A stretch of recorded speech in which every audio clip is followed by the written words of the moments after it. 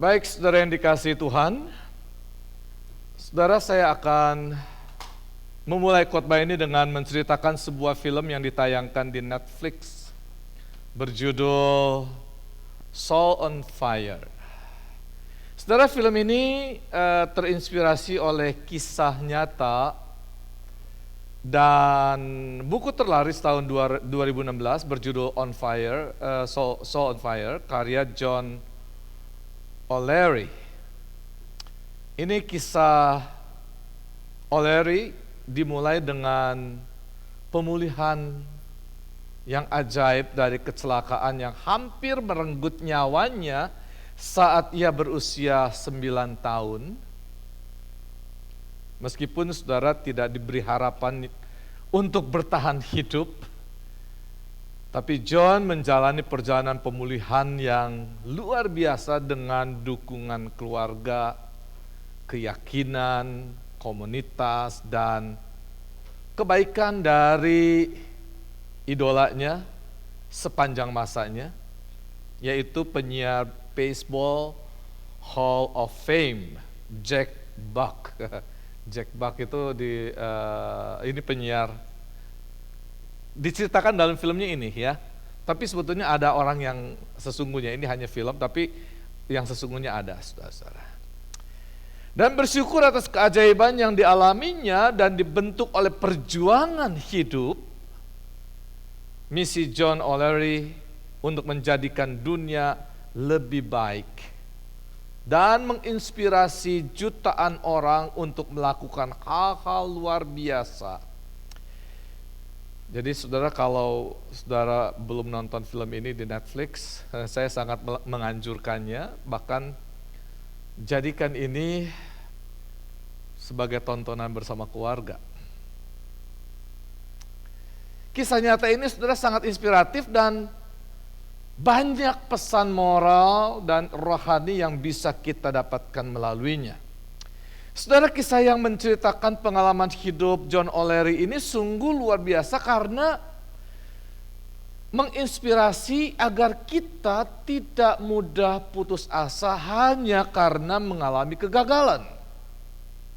Bayangkan saja saudara-saudara, John O'Leary ini mengalami kecelakaan saat bermain api di garasi rumahnya yang mengakibatkan 90% tubuhnya mengalami luka bakar.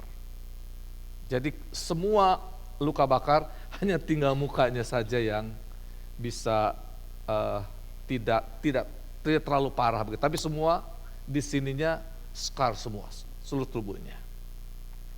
Dokter yang menanganinya sangat pesimis dengan keselamatan dia, tapi berkat dukungan dari keluarga dan orang-orang di sekitarnya, ia bisa bertahan. Bahkan Tuhan pakai dia untuk menjadi seorang public speaker yang luar biasa. Jadi saudara-saudara, John O'Leary yang aslinya ini yang aslinya. Ini filmnya saudara, diperankan oleh orang lain ya. Tapi saudara, ada satu bagian dari sekian banyak scene yang menyentuh hati saya, itu saat si John O'Leary itu dibawa ke rumah sakit dengan luka bakar yang parah. Lalu dia berkata kepada mamanya, "Mam, apakah saya akan mati?" Nah, saudara tahu apa jawaban mamanya, saudara? Mamanya bilang begini, "Saya tidak tahu, kamu sendiri yang harus menjawabnya. Kalau kamu mau hidup, bertahan, berjuanglah, fight it. Kamu yang harus menentukan." Saudara tahu ya maksudnya ya. Jadi dia tanya sama mamanya, "Saya akan mati apa gimana?" Mamanya bilang, "Nggak tahu. Kamu yang mesti jawab. Kalau kamu mau hidup, fight," katanya. Wah, luar biasa saudara. Saudara, seringkali kita berada di persimpangan jalan di mana kita harus memilih, bukan? Seperti John O'Leary, di saat tubuh kesakitan, maka ia harus memilih hidup atau mati.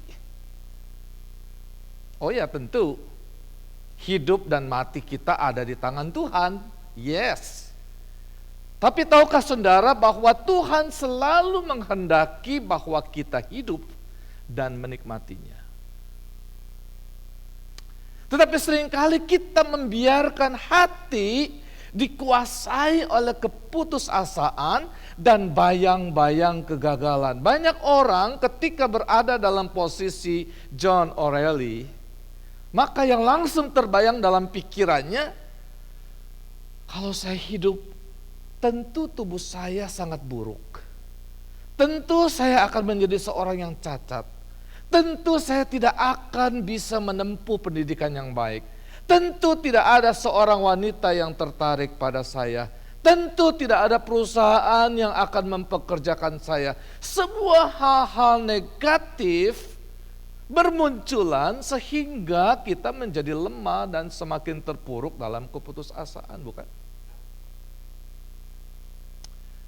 Saudara, topik hari ini berbicara tentang suatu pilihan, choosing to be usable. Perikop yang kita baca hari ini merupakan nasihat Rasul Paulus kepada anak rohaninya Timotius. Dan mari kita pelajari bagaimana Paulus seperti seorang bapa yang sedang membimbing anaknya untuk melihat potensi yang telah Tuhan anugerahkan kepada Timotius dengan karunia-karunia dan kesempatan supaya ia boleh menjadi pelayan Tuhan. Saudara, ada dua modal penting yang dimiliki oleh Timotius dan dicatat di ayat 6. Demikian, saudara. Dengan selalu mengingatkan hal-hal itu kepada saudara-saudara kita, engkau akan menjadi seorang pelayan Kristus, Yesus yang baik, terdidik dalam soal-soal pokok iman kita dan dalam ajaran sehat yang telah kau ikuti selama ini. Di sini pertama-tama Paulus melihat bahwa Timotius berpotensi untuk menjadi pelayan Kristus yang baik. Saudara, tentu semua orang percaya dipanggil untuk menjadi pelayan Kristus, bukan? Dan setiap orang dilahirkan dengan karunia-karunia tertentu yang melaluinya ia dapat berguna menjadi pelayan Kristus atau seorang yang dipakai bagi tujuan kerajaan Allah yang khusus maupun yang berguna bagi masyarakat pada umumnya. Sekalipun kita tahu bahwa tidak semua karunia atau talenta yang kita miliki itu akan serta-merta menjadi karunia roh. Hanya jika kita mengembangkannya dengan landasan dan motivasi yang diperoleh untuk melaluinya kuasa Roh Kudus dan diperuntukkan bagi pekerjaan Allah, maka karunia itu menjadi karunia roh.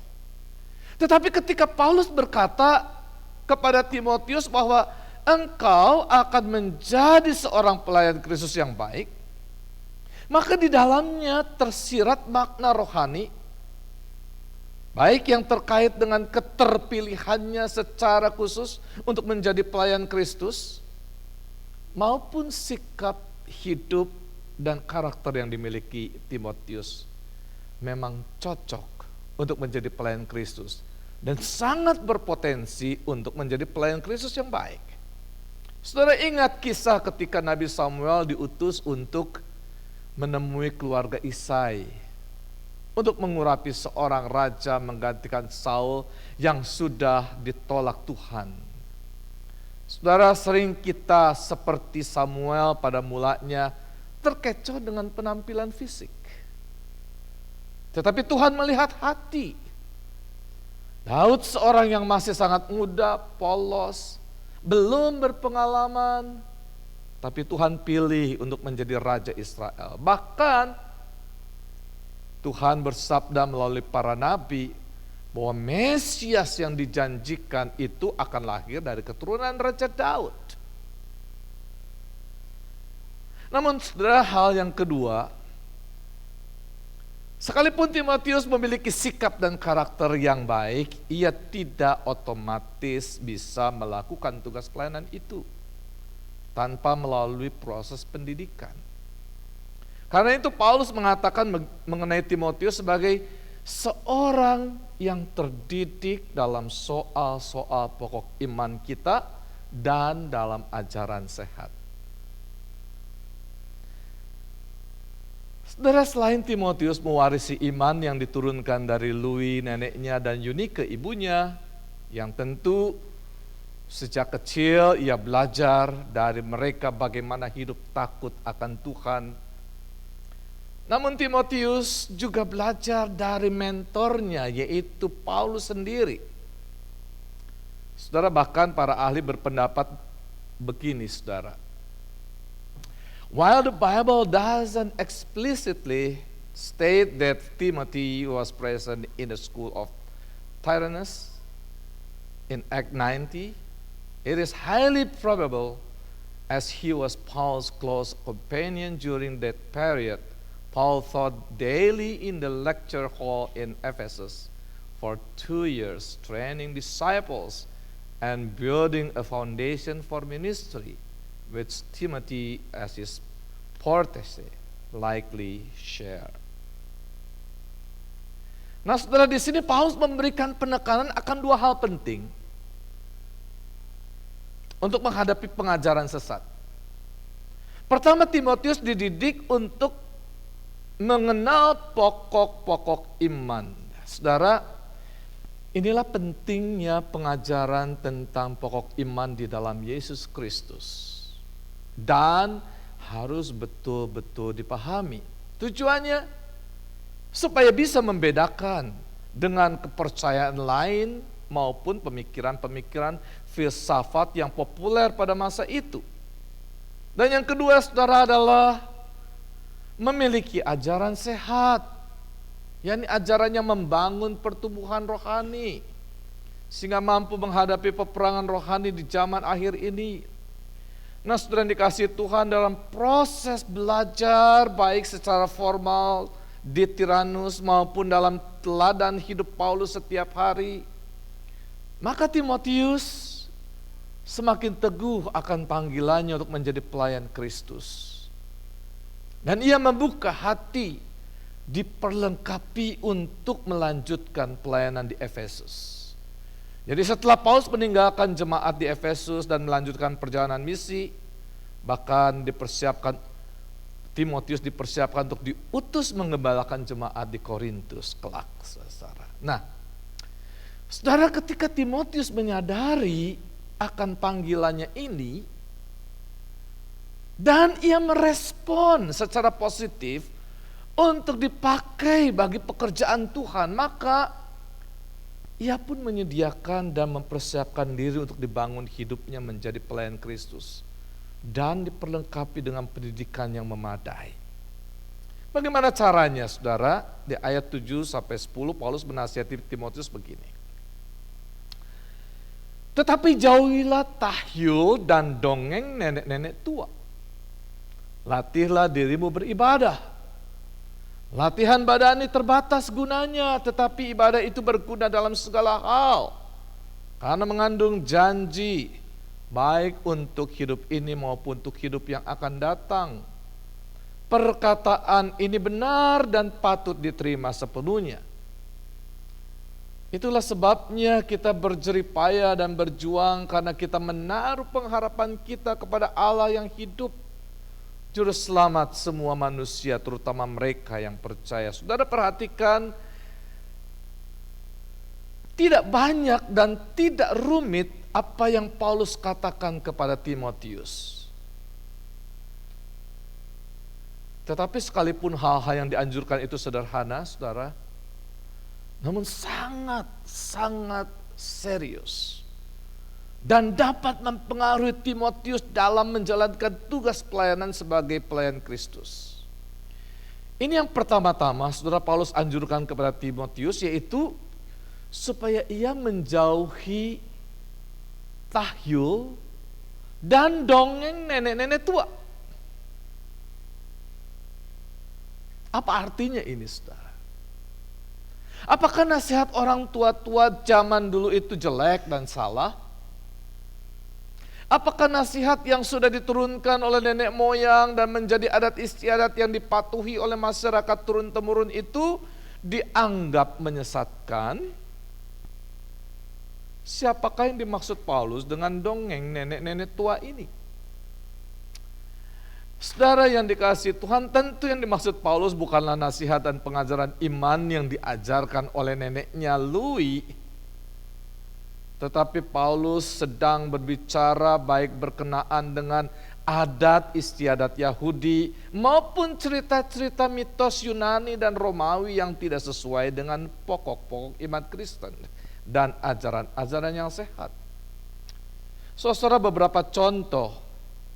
Yunani kuno itu percaya pada banyak dewa. Ada Zeus, ada Apollo, dan lain-lain. Dan menyembah berhala yang bertentangan dengan perintah utama Kristen untuk menyembah satu Allah. Pada masa itu masyarakat Helenis juga percaya bahwa hidup manusia sepenuhnya diatur oleh Moirai, 3 dewi nasib, dan tidak dapat diubah. Saudara, tentu ini bertentangan dengan iman Kristen pada kedaulatan Tuhan dan kehendak bebas manusia, dan mereka juga suka mencari petunjuk masa depan melalui peramal atau oracle seperti Oracle of Delphi. Tentu bertentangan dengan kepercayaan Kristen untuk bersandar pada hikmat Allah dan Alkitab. Nah, saudara dikasih Tuhan, coba renungkan contoh-contoh tadi.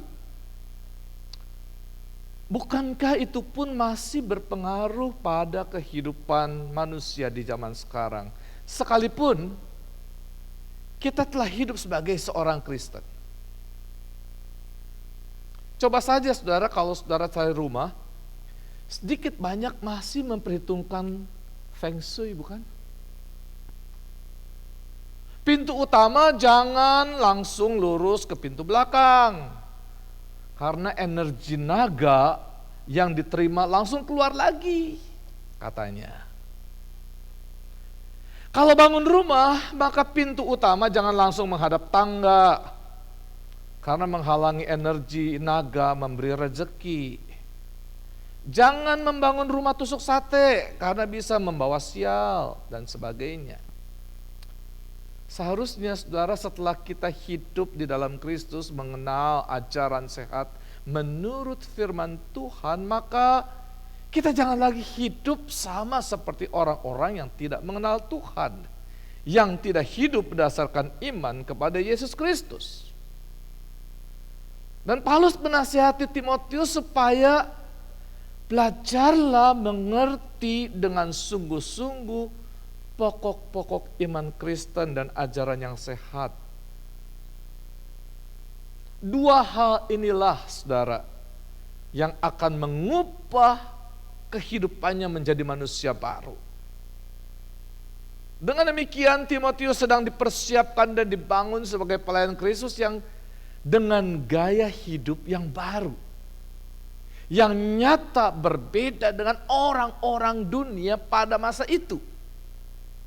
Saudara dikasih Tuhan, ingat di session pertama dalam buku yang kita diskusikan bersama ini, bahwa menjadi disciple maker berarti bagaimana gaya hidup baru kita di dalam Kristus itu menyinari orang-orang di sekitar, sehingga mereka tertarik untuk memiliki gaya hidup yang sama. Inilah juga yang perlu kita lakukan dalam rangka mempersiapkan diri untuk menjadi pelayan Kristus. Pertama-tama kita harus lebih dulu memiliki gaya hidup seperti Kristus. Saudara, kita bisa bayangkan bagaimana cara hidup masyarakat di Roma yang tentu sangat dipengaruhi oleh tahyul dan cerita-cerita nenek moyang. Dan kepada jemaat di Roma ini, Paulus pun menulis surat secara khusus. Dan apa yang ia nyatakan dalam Roma 12 ayat 2, janganlah kamu menjadi serupa dengan dunia ini, tetapi berubahlah oleh pembaharuan budimu, sehingga kamu dapat membedakan manakah kehendak Allah, apa yang berkenan kepada Allah dan yang sempurna. Saudara yang dikasihi Tuhan, memang tidak mudah untuk mengubah gaya hidup sepenuhnya menjadi manusia baru.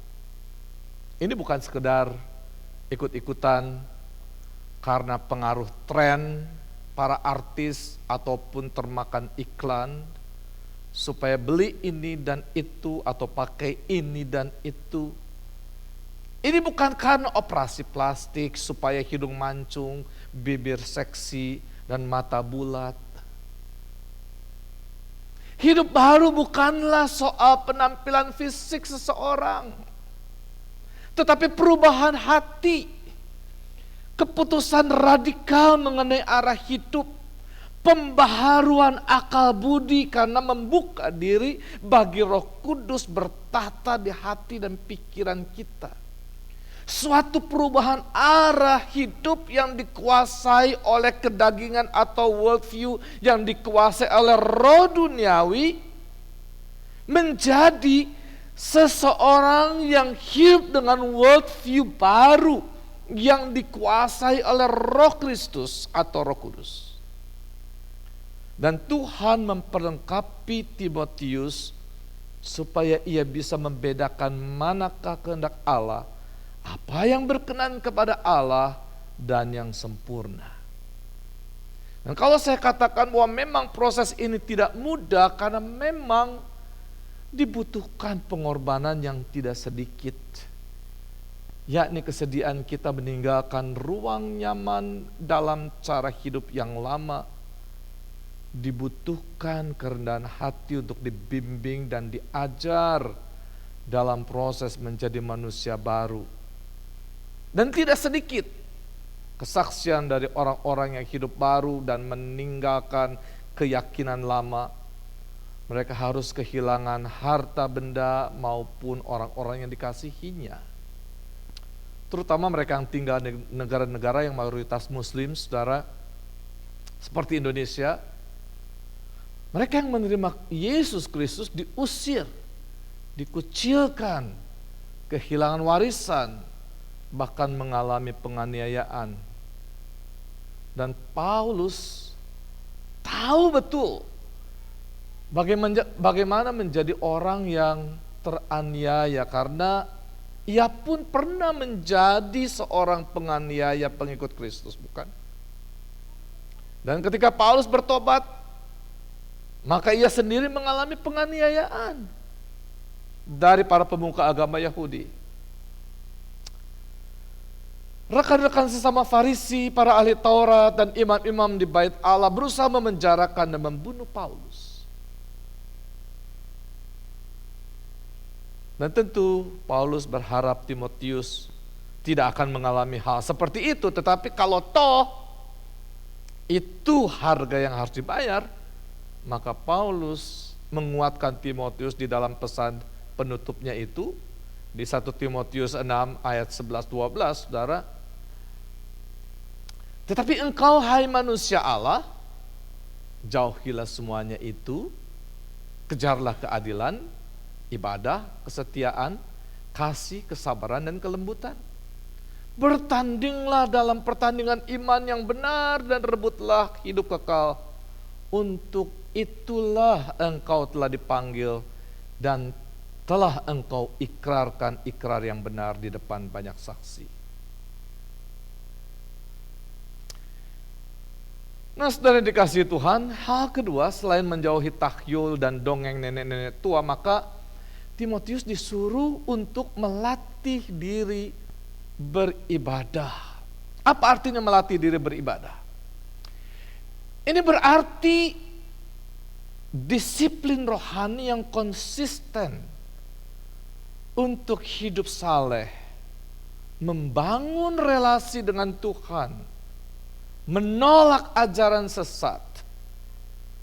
Ini adalah latihan disiplin diri seumur hidup yang lebih utama dari latihan fisik. Karena ibadah memiliki janji berkat baik untuk kehidupan saat ini maupun yang akan datang. Ada 4 poin, saudara. Ada 4 poin penting dalam melatih diri beribadah, saudara. Disiplin yang terus menerus, train yourself to be godly, a continuous discipline. Melatih diri beribadah bukanlah aktivitas sekali jadi, melainkan kebiasaan tetap dan terus menerus untuk hidup saleh. Sedikit cerita, saudara, tentang 2 tokoh muslim di tahun 70-an di Indonesia, yaitu ini Kiai Haji Amran Amri, dan ini Yusuf Roni. Kalau saudara tahu Yusuf Roni, itu yang masih muda, tahun 70-an. Pada awalnya mereka adalah muslim garis keras yang sangat fanatik. Namun dalam perjalanan spiritualnya untuk mencari kebenaran, mereka memperbandingkan Alkitab dan Al-Quran, dan dengan pertolongan Roh Kudus, mereka mengalami jamahan Tuhan dan pencerahan, sehingga menjadi orang-orang percaya yang dipersiapkan Tuhan untuk menjadi pemberita Injil pada orang-orang yang berlatar belakang muslim. Saudara, saya tidak perlu ceritakan lagi bagaimana perjuangan mereka dan pengorbanan yang harus mereka alami setelah menjadi Kristen, saudara. Namun, hal yang menarik yang saya mau ceritakan di sini adalah bahwa sekalipun mereka sudah menjadi Kristen, kedisiplinan rohani yang pernah terbentuk di masa lalu, seperti sembahyang 5 waktu, berpuasa, tetap mereka jalani. Menjadi suatu kebiasaan, habit. Hanya isi dan pemahamannya sudah mengalami transformasi, karena ditujukan kepada Allah Bapa di dalam Yesus Kristus, Tuhan dan Juru Selamat dunia. Dan ini dilakukan setiap hari, karena ibadah bukanlah seminggu sekali, tetapi setiap hari. Inilah spiritualitas yang hendak dibangun lewat BATP dan BRNR maupun spiritual cohort. Setiap hari, ini baru pagi dan malam, belum 5 waktu sehari. Tapi itu kedisiplinan, continuous discipline. Itu melatih beribadah. Yang kedua, saudara, fokus pada kesalehan.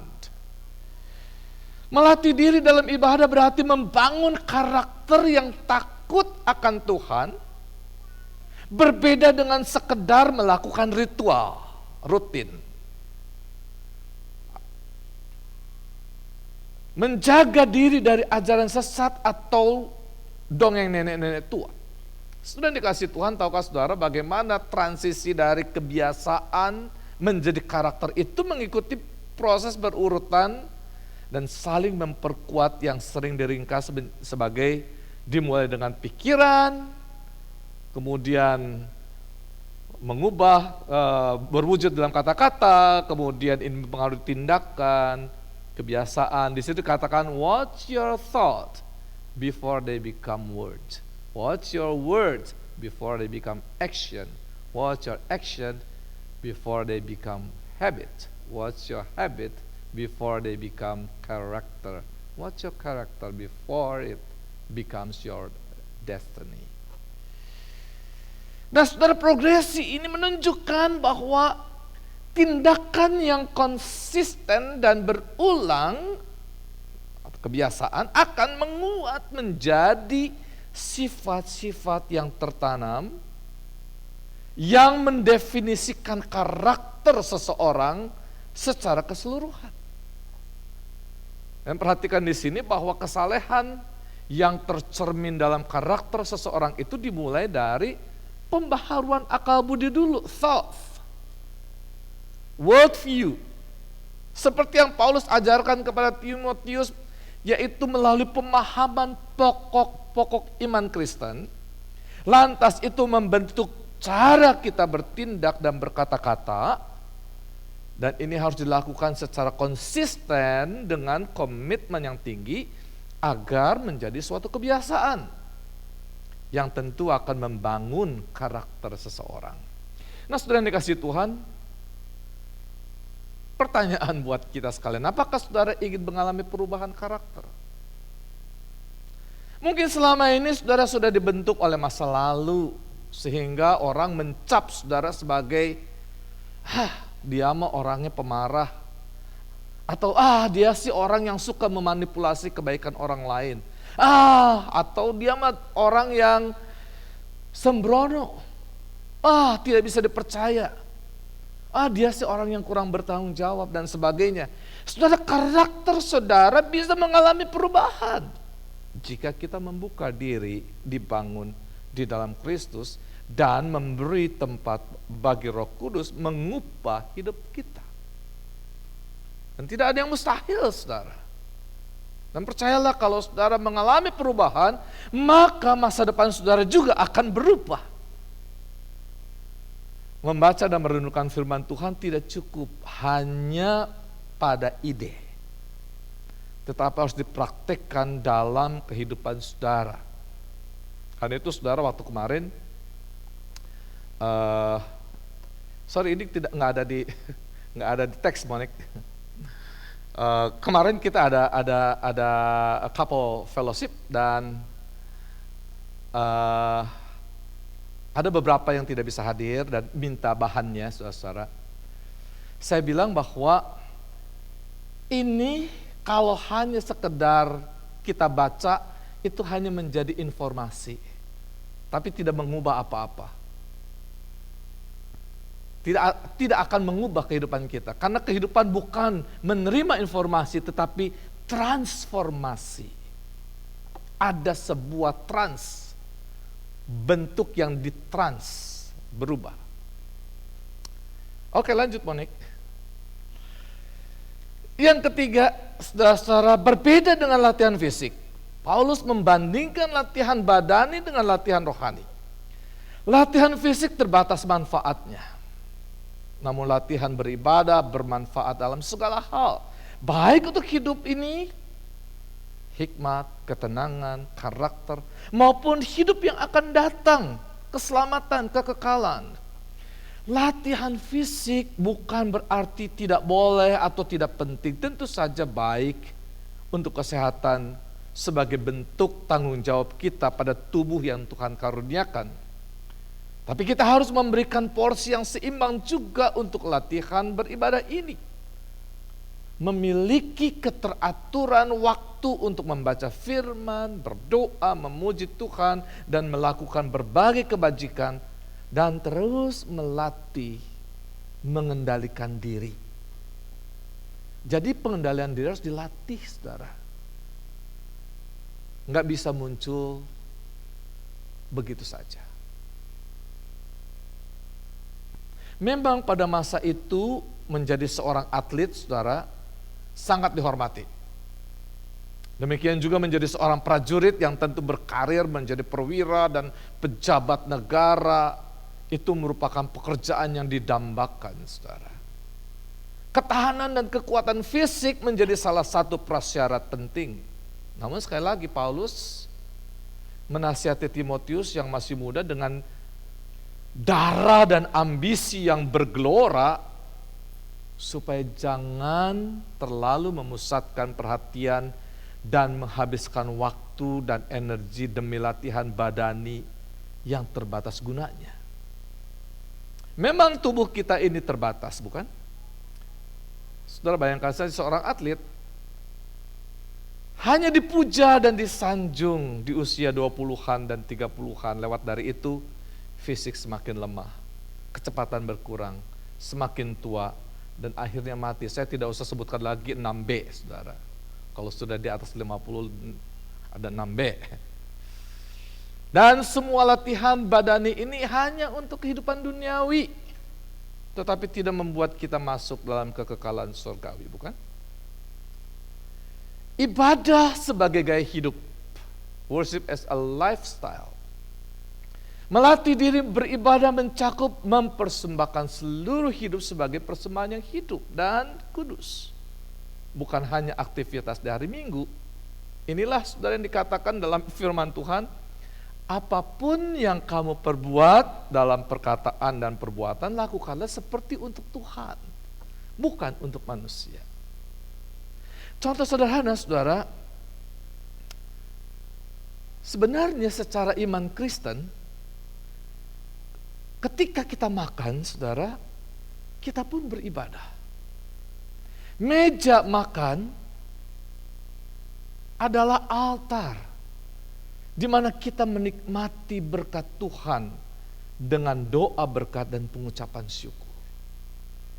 Pada saat kita makan bersama dengan keluarga, ajarlah anggota keluarga untuk merasakan pemeliharaan Tuhan. Ketika saudara bekerja, pandanglah itu sebagai anugerah Tuhan yang harus kita kerjakan demi memuliakan Tuhan, bukan menjadi hamba uang. Kita mau bekerja dengan bertanggung jawab, karena itulah bagian dari berkat Tuhan. Tapi kalau saudara diberi tugas namun mengerjakan dengan asal-asalan dan tidak tepat waktu, maka Tuhan akan mengambil berkat itu dari saudara dan memberikannya pada orang lain. Karena itu saudara, besar atau kecil yang kita terima, syukurilah sebagai berkat Tuhan.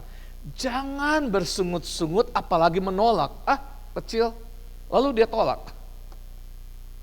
Dan seringkali kita mengukur diri kita terlalu tinggi sehingga menolak kesempatan yang pada akhirnya kita tidak mendapatkan berkat itu sama sekali. Karena Tuhan berkata, kalau engkau bisa dipercaya dengan perkara kecil, engkau akan dipercaya dengan perkara yang lebih besar. Saudara yang dikasihi Tuhan, sebagai kesimpulan dari apa yang sudah dibahas di atas, maka latihan beribadah yang Paulus nasihatkan kepada Timotius sesungguhnya bertujuan untuk mempersiapkan dirinya agar cakap menjadi pemimpin yang kokoh, teladan, dan kuat melalui kasih karunia Kristus di tengah tantangan pelayanan. Saudara, di ayat 10-11 Paulus menulis, itulah sebabnya kita berjerih payah dan berjuang, karena kita menaruh pengharapan kita kepada Allah yang hidup, juru selamat semua manusia, terutama mereka yang percaya. Beritakanlah dan ajarkanlah semuanya itu. Nah, apa yang dimaksud dengan semuanya itu? Tidak lain berkenaan dengan soal pokok-pokok iman yang telah ia terima, ia pelajari, baik di Tyrannus maupun dalam keseharian diskusi-diskusi bersama Paulus, serta hikmat dari Tuhan agar bisa memberikan pengajaran yang sehat yang tidak lagi dipengaruhi oleh tahyul dan dongeng nenek-nenek tua.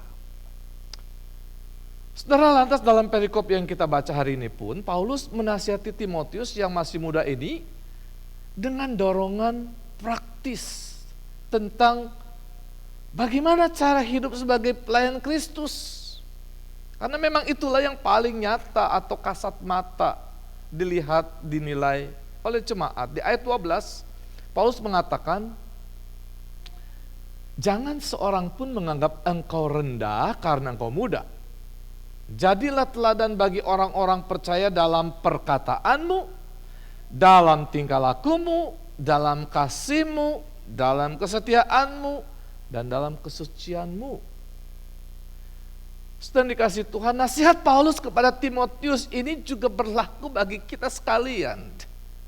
Semacam tips yang perlu diaplikasikan karena kita semua adalah pelayan Kristus, bukan? Supaya orang-orang di sekitar, orang-orang dunia respect terhadap kita. Supaya rasa percaya diri kita tetap ada dan orang-orang tidak merendahkan kita sekalipun muda. Apalagi kalau sudah usia di atas 30 tahun. Saudara, kalau di dalam masyarakat Yahudi, usia di atas 30 tahun sudah dianggap sebagai rabi. Maka bukan soal berapa penghasilanmu, Bukan soal mobil apa yang kamu pakai, bukan soal merek apa baju dan tasmu, bukan soal berapa banyak perhiasanmu, bukan soal di mana kamu tinggal, bukan soal gelar pendidikan apa yang kamu peroleh. Tapi Paulus mengatakan 5 hal yang patut selalu dijaga agar menjadi teladan bagi orang-orang percaya, yaitu dalam perkataanmu. Pertama, berarti menggunakan tutur kata yang membangun, jujur dan penuh kasih. Efesus 4 ayat 29. Hal ini mencerminkan kedewasaan iman dan isi hati yang baik. Cara praktisnya meliputi berpikir dahulu sebelum bicara, saudara. Menghindari gosip atau fitnah, menjaga lidah dari perkataan kotor, dan berbicara untuk membina atau membangun. Dalam tingkah lakumu, in conduct, berarti hidup dengan integritas, mencerminkan nilai-nilai baik dalam perbuatan, perkataan, dan sikap sehari-hari, agar patut ditiru. 1 Timotius 4 ayat 12. Dan ini melibatkan rasa hormat, kebaikan hati, sopan santun, kejujuran, konsistensi antara iman dan tindakan, ada integritas. Dalam kasihmu, in love, berarti mempraktekkan kasih yang tidak mementingkan diri sendiri, sabar, murah hati, dan mengampuni dalam tindakan sehari-hari.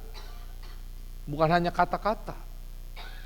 Dan ini mencakup memberi tanpa menuntut balas, peduli pada hal-hal kecil, serta mengasihi sesama seperti diri sendiri, meniru teladan kasih Kristus yang rela berkorban. In faith, dalam kesetiaanmu, berarti menunjukkan konsistensi, kejujuran, dan dukungan berkelanjutan dalam tindakan sehari-hari, baik dalam relasi pekerjaan maupun prinsip hidup. Dan hal ini diwujudkan dengan menjaga komitmen, berani melakukan yang benar, serta rendah hati dan penuh kasih. Kesetiaan adalah perjalanan seumur hidup yang saudara percaya pada akhirnya akan berbuah manis. Dan yang kelima, in purity, melibatkan integritas menyeluruh dalam pikiran, perkataan, dan tindakan sehari-hari, bahkan saat tidak ada yang melihat. Dan ini diwujudkan melalui komitmen menjaga kemurnian seksual, menikah atau menjaga diri sebelum menikah, kejujuran, kasih, dan ketaatan pada firman Tuhan. Saudara, kiranya Tuhan menolong dan memberkati kita semua, agar semakin giat untuk mempersiapkan diri menjadi pelayan-pelayan Kristus yang baik. Amin.